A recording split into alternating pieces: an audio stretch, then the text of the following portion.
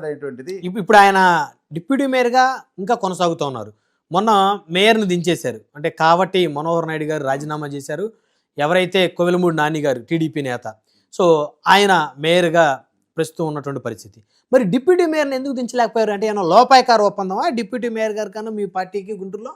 అంటే మా పార్టీ పరంగా ఎటువంటి లోపాయకారితనం ఉండేటువంటి క్వశ్చనే లేదు.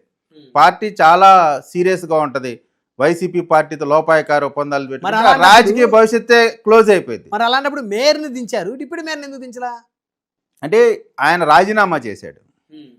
జనరల్గా నైతికంగా బలం లేదు, మీ పార్టీలో గెలిచినప్పటికి కూడా మీ విధానాలు నచ్చకో జరుగుతున్న పరిస్థితిని బట్టో మీ పైన ఒక అవిశ్వాసం వచ్చేసింది. లోకల్గా జరిగినటువంటి స్టాండింగ్ కమిటీ ఎన్నికల్లో మీకు పూర్తిగా మెజారిటీ పోయింది. 5కు 5 ఎన్డీఏ కూటమి అభ్యర్థులు గెలిచారు.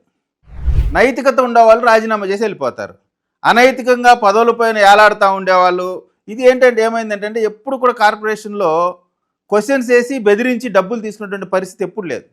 మొన్న 5 సంవత్సరాలు స్కూల్స్ మీద, హాస్పిటల్స్ మీద, లేదా కన్స్ట్రక్షన్ చేసే వాళ్ళ మీద క్వశ్చన్ కౌన్సిల్ వేయటం, దాన్ని వివాదం చేయటం, మున్సిపాలిటీ వాళ్ళని పంపించడం, కిక్ బ్యాక్స్ ఎత్తుకోవటం, ఇటువంటి అనేకమైన దోపిడీ రిఫ్లెక్షనే కదా ఇప్పుడు వాళ్ళకు వచ్చిన రిజల్ట్. సో ఇక సచిన పవన్ పద్దాగలు చంపడం ఎందుకు, వాళ్ళు ఎట్టా చచ్చిపోయారు.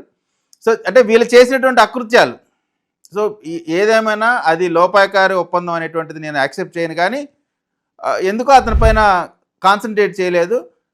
కొంత ఎవరినన్నా వెళ్ళి కాళ్ళ వెళ్ళ బతినాడుకున్నాడో మనకైతే తెలియదు.